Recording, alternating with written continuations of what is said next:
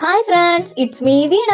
ഇന്നത്തെ എന്റെ ഡെയിലി ബ്ലോഗിലേക്ക് ഏവർക്ക് സ്വാഗതം. സമയം ഇപ്പോൾ ഒരു 6 മണി കഴിഞ്ഞിട്ടുണ്ട്. അപ്പൊ ഇങ്ങനെ ഇരിക്കുന്ന നേരത്താണ് വല്ലാത്തൊരു വിശപ്പ്. ഇവിടെ ആണെങ്കിലോ സ്നാക്സ് ഒന്നുമില്ല. അപ്പൊ എന്തുണ്ടാക്കും, എന്ത് കഴിക്കും എന്നുള്ള ഒരു ആലോചനയിലാണ് കേട്ടോ ഞാനിപ്പം.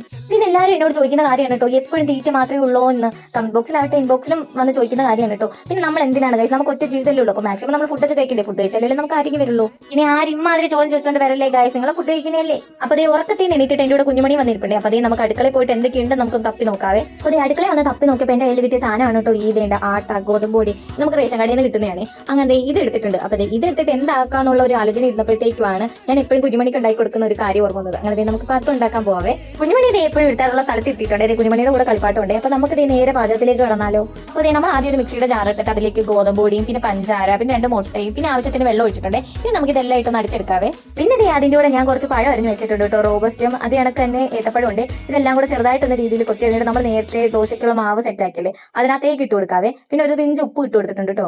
പിന്നെ ഇതെല്ലാം കൂടി ഇട്ട് നമുക്ക് മിക്സ് ചെയ്തെടുക്കാം. ഇതേ എനിക്ക് ഇവിടെ മിക്സ് ചെയ്യാൻ ആളുണ്ട് കേട്ടോ, നമ്മുടെ കുഞ്ഞുമണി എന്റെ കൂടെ വന്ന് ഹെൽപ്പ് ചെയ്യുവാണ്. ചിരിയൊക്കെ കണ്ടോ, അങ്ങനെ ഉണ്ടായി എന്റെ ശിങ്കടി വരുന്ന ഇളക്കുവാണ് കേട്ടോ. പിന്നെ ഇനി നമുക്ക് പ്രത്യേകിച്ച് പരിപാടി ഒന്നും കേട്ടോ. പാൻ എടുക്കുക, ഇതിനകത്ത് ഈ ബാറ്റർ ഒഴിക്കുക, ദോശ പോലെ ചുട്ടെടുക്കുക, ഇതേ ഉള്ളൂ കേട്ടോ. സോ സിമ്പിൾ, എളുപ്പ പരിപാടിയില്ലേ, നല്ല ടേസ്റ്റി ഹെൽത്തി ആയിട്ടുള്ള സാധനമാണ് കേട്ടോ ഇത്. അങ്ങനെ നമ്മൾ ഇവിടെ ദോശയൊക്കെ ചുട്ടിട്ടിട്ടുണ്ട്. ദോശയാണോ പാൻകേക്ക് ആണ്, പാൻകേക്ക് എന്നാണ് കേട്ടോ കൂടുതലും പറയാറ്. അങ്ങനെ അത് സെറ്റ് ആക്കി അവിടെ കുഞ്ഞുമണിക്ക് ഞാൻ ആദ്യം കൊടുത്തിട്ടുണ്ട്. കുഞ്ഞുമണിക്ക് ഭയങ്കര ഇഷ്ടമാണ് കേട്ടോ, ഞാൻ മിക്കപ്പോഴും രാവിലെ ഇതാണ് ഉണ്ടാക്കി കൊടുക്കുന്നത്. പിന്നെ പാട്ടിടുമ്പോഴത്തേക്ക് ഞങ്ങൾ പാട്ടൊക്കെ ഇട്ട് ആസ്വദിച്ചാണ് കേട്ടോ പാചകമൊക്കെ ചെയ്യാറ്.